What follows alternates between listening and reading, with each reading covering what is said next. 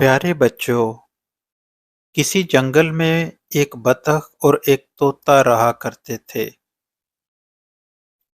ان کی آپس میں بہت دوستی تھی۔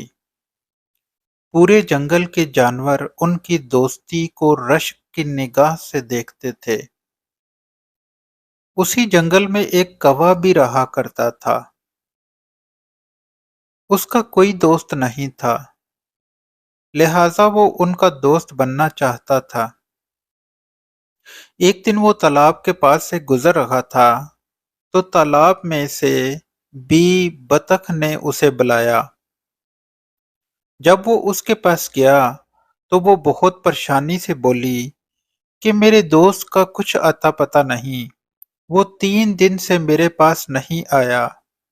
اس نے کوے کو طوطے کی کچھ نشانیاں بتائیں اور طوطے کے گھر کا پتہ بھی بتایا۔ کوے نے اڑان بھری۔ کچھ دیر میں طوطے کے گھر یعنی امرود کے پیڑ پر پہنچ گیا۔ جب وہ گھونسلے میں داخل ہوا تو اس نے طوطے کو زخمی حالت میں پایا۔ طوطے نے بتایا کہ جب وہ کھانا لے کر گھر واپس آ رہا تھا تو ایک چیل نے اس پر بری طرح حملہ کر دیا اور وہ بڑی مشکل سے جان بچا کر گھر پہنچا۔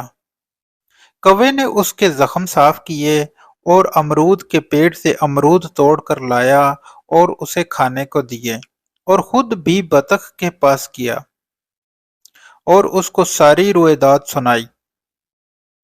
3 دن میں طوطے کے زخم ٹھیک ہو گئے۔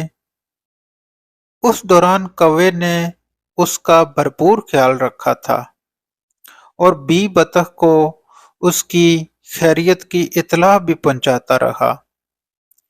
جب طوطا بالکل ٹھیک ہو گیا تو بی بطخ اور طوطے نے کوے کا شکریہ ادا کیا اور اس سے دوستی کر لی۔